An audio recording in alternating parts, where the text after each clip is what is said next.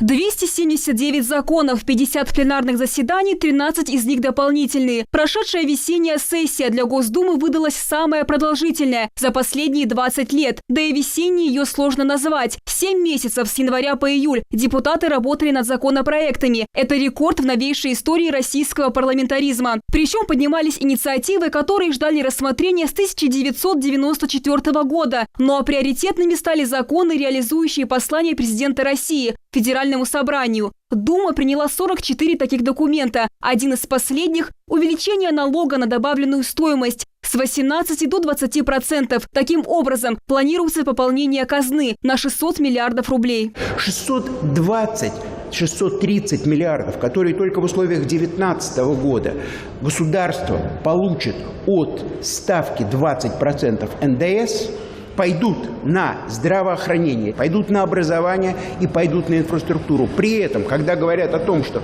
вырастут цены на продукты, это неправда. Потому что льготная ставка НДС 10%, которая касалась продуктов питания, лекарств, медикаментов, детских товаров, товаров первой необходимости, полностью сохранена. Упрощение регистрации автомобиля, закон о контрсанкциях США, продление дачной амнистии. Это далеко не полный список законопроектов весенней сессии. Мы изменили порядок исчисления налога на имущество физических лиц по кадастровой стоимости. Это решение позволит снизить налоговое бремя на граждан. Предусмотрели дополнительные средства на обновление парка школьных автобусов и машин скорой помощи, закупку лекарственных препаратов. Нам удалось убедить наших коллег, прежде всего парламентское большинство в лице «Единой России», одобрить некоторые наши инициативы.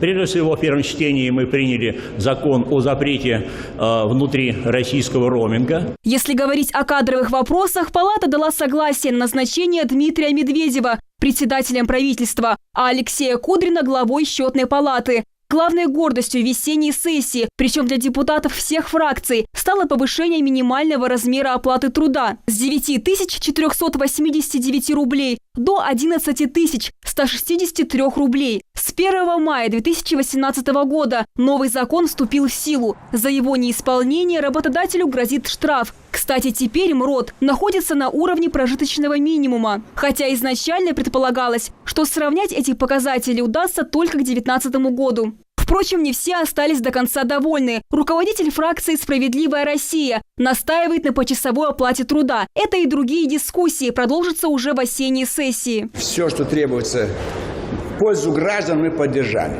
И повышение минимальной оплаты труда, и перевод работу с дольщиками по ипотеке в банковские структуры, хотя это не является кардинальным решением вопроса. Наверное, самые громкие обсуждения не только в Думе, но и в прессе были связаны с изменением в пенсионном законодательстве. Проект закона, согласно которому возраст выхода на заслуженный отдых для мужчин будет увеличен с 60 до 65 лет, а у женщин с 55 до 63 лет, был одобрен Госдумой в первом чтении. Поправки позволят увеличить размер пенсии для россиян уже с 2019 года. Индексация пенсий должна проходить не 1 февраля, а 1 января, чтобы люди уже 1 января могли увидеть это повышение. Это повышение составит приблизительно 12 тысяч в год на каждого пенсионера.